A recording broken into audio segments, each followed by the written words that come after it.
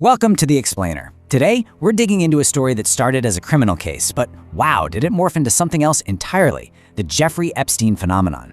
We're not just going to look at the awful crimes, but what happens when a story this explosive gets out into the wild, how it gets twisted, used as a weapon, and ends up telling us a whole lot about the world we're living in right now.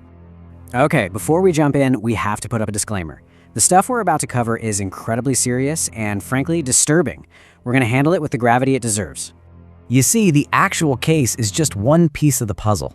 It's the afterlife of the story that's become this huge phenomenon, and it says as much about us as it does about the crime itself.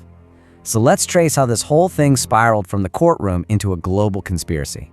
So, here's how we'll break it down. Think of it like ripples in a pond. We'll start with the immediate political fallout, then look at how it was weaponized as disinformation, and then we'll get into the really deep stuff, the psychology of why we believe what we believe.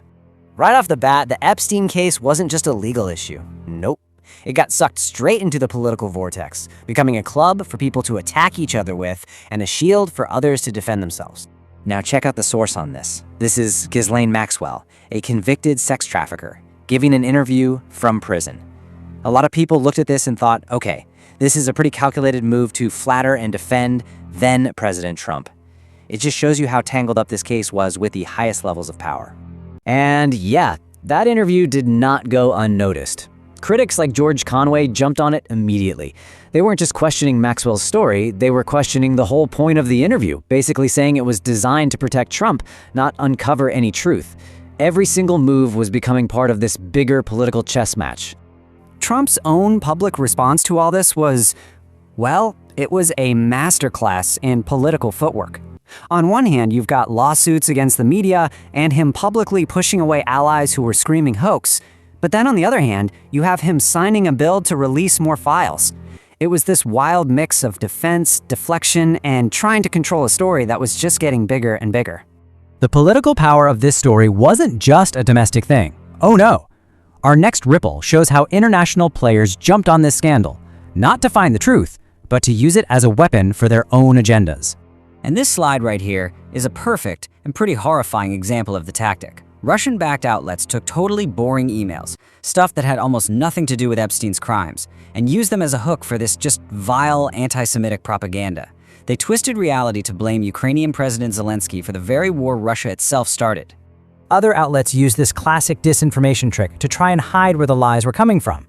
They'd slap a headline on it like, "Ukrainians discovered," to create this false sense of credibility, making it look like the story was coming from inside Ukraine, not from an outside enemy. It's a textbook move. And it wasn't just Russia playing this game. Researchers also found Iranian state-linked groups using the Epstein story to target Westerners, trying to sow chaos and division. The case had basically become this universal tool in the global disinformation playbook. Okay, so as the ripples kept spreading out, the story started to drift away from any verified facts at all. It just fed this huge, messy ecosystem of conspiracy theories and got totally absorbed by pop culture. You see, the lack of clear, official answers to some really big questions created this giant vacuum. And that vacuum got filled with speculation, even from elected officials and media figures who started floating the idea that Epstein was some kind of secret agent for, well, you name it, MI6, Mossad, you name it. And you know a story has officially entered the stratosphere when it's getting parodied everywhere from South Park to SNL. It just shows how deep this thing had sunk into the public mind. It became like a cultural shorthand for scandal and hypocrisy at the highest levels. But this is really where the Epstein narrative found its most fertile soil, inside existing conspiracy frameworks like QAnon. These online worlds thrive on cryptic clues and that famous phrase, "do your own research." They invite people to connect the dots themselves, making them feel like they're the ones uncovering some massive hidden truth.